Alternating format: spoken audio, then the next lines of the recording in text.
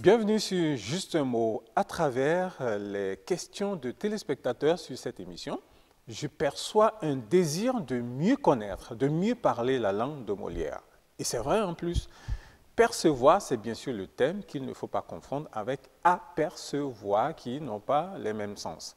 Alors, percevoir, je sais à quoi vous pensez déjà, oui, puisque la fin du mois, on perçoit le salaire. Oui, c'est l'un des sens de percevoir. C'est vrai, Christelle.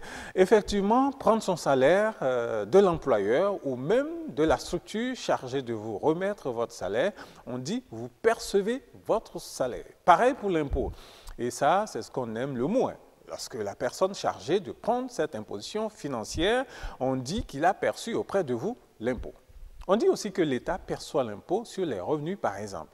Voilà quelques sens de percevoir. Mais aussi, et surtout, le sens le plus académique, c'est le fait de saisir, d'appréhender quelque chose par l'intermédiaire de ces organes, comme l'odorat, la vue ou d'autres sens cognitifs.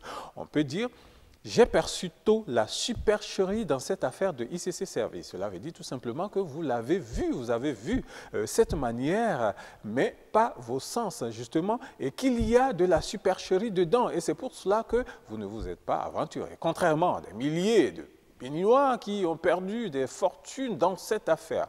On peut dire par exemple, ils côtoient en permanence le danger sans percevoir. Je veux parler de ceux qui s'installent, par exemple, sous les poteaux électriques. Percevoir, c'est aussi discerner. Entre autres bruits, j'ai perçu celui du train. Il a perçu la vérité dans les promesses de campagne. Je ne vous dis pas, les promesses électorales n'engagent que ceux qui y croient, dit-on au Bénin.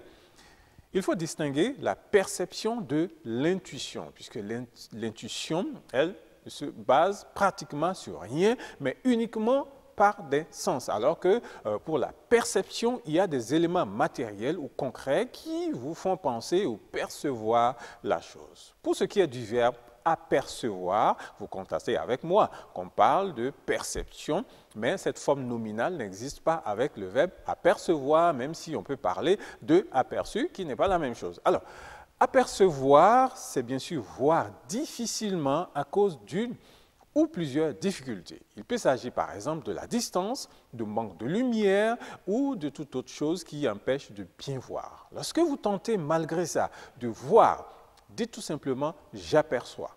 On arrive à voir, mais il y a quand même des oppositions à cette vision.